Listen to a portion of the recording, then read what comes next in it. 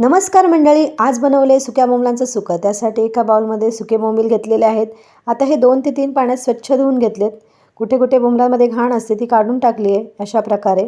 आता हे सुकलेले सुके बोंबील एकदम कडक असतात, त्यासाठी आपण आता थोड्याशा गरम पाण्यात किंवा अगदी साध्या पाण्यातही भिजत घालू शकतो।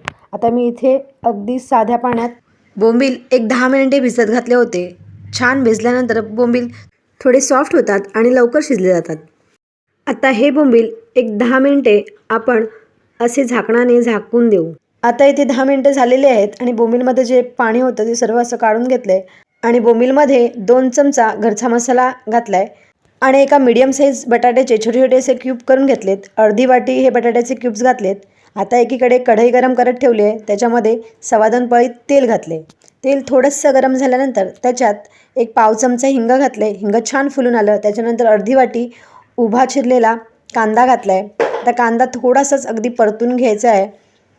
कांदा अगदी जास्त लालसर करण्याची काहीच गरज नाही, कारण कांदा हा पूर्ण बोंबील शिजेपर्यंत छान बोंबलांमध्ये मिळून येतो आणि त्याचीच टेस्ट अगदी भन्नाट उतरते सुक्या बोंबीलमध्ये। आता एक छोटी हिरवी मिरची उभी चिरून घेतलेली ती ॲड केली। त्याच्यानंतर लसणीच्या ठेचलेल्या पाकळ्या एक 7 ते 8 होत्या, त्याही घातल्यात। आता लसूण आणि मिरचीसुद्धा छान परतली कांद्यामध्ये। त्याच्यानंतर एक पाव चमचा हळद घालून घेतली। कधीही नॉनव्हेज रेसिपीमध्ये हळद थोडी जास्तच घालावी, त्याच्यामुळे त्याचा जो वईसपणा असतो तो निघून जातो। आता मसाला घातलेले सुके बोंबील कढईमध्ये घालून घेतले आहेत।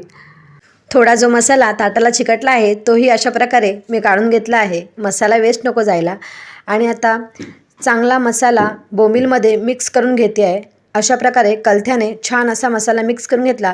त्याच्यानंतर हे ताट असं वाफेला ठेवून दिलं आणि त्याच्यामध्ये एक अर्धा ग्लास पाणी ठेवून दिलं वाफेसाठी। आता पाणी थोडंसं गरम झालं, त्याच्यानंतर कढईमध्ये ओतून घेतले। आता हे वाफेचं पाणी ओतल्याचं कारण म्हणजे बोंबील लवकर शिजले जातात, तसेच टेस्टही चांगलीच लागते आणि फक्त वाफेला पाणी ठेवून सुद्धा बोंबील शिजवता येतात। जर तुम्हाला कडकडीत बोंबील हवे असतील तर तसेही तुम्ही शिजवू शकता। चवीत फारसा फरक पडत नाही, पण बऱ्याचदा आपल्याला घाई असते आणि पटकन सुके बोंबील खायचे असतील तर अशा प्रकारे बोंबील तुम्ही बनवू शकता।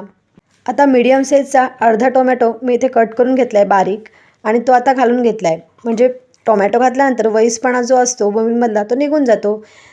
त्याऐवजी तुम्ही कोकमसुद्धा वापरू शकता। कोकम एक 2-3 मिनिट पाण्यात भिजत घालायचं आणि 2-3 पाकळ्या कोकमाच्या ॲड करायच्या। आता इथे बटाटा शिजत आल्यानंतरच मी टोमॅटो ॲड केला होता आणि आता मीठ घालून घेऊ। एक छोटा चमचा मीठ घालून घेतलं आहे, तसेच अजून अर्धा चमचा मीठ इथे मी ॲड करत आहे।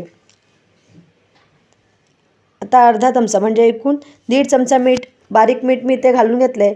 आता बोंबीलातलं जेवढं काही एक्स्ट्राचं पाणी होतं ते निघून गेलं आहे आणि आता इथे ह्या स्टेजला गरम मसाला ॲड केला आहे। घरगुती गरम मसाला एक छोटा अर्धा चमचा मी ते घालून घेतला आहे आणि तो मसाला आणि मीठसुद्धा बोंबीलमध्ये छान मिक्स करून घेतलं आहे। आता अशा प्रकारे बोंबीलचा कलर आहे, थोड्या वेळाने कलर बघू शकता। अशा प्रकारे मस्तपैकी भन्नाट अशा चवीचे चमचमीत असे आपले बोंबील बनून तयार झालेले आहेत। कोथिंबीरनी गार्निश केले आणि इथे गरम गरम मी भाकऱ्या बनवल्या होत्या, भाकरीसोबत सर्व केलेत। बाय मंडळी।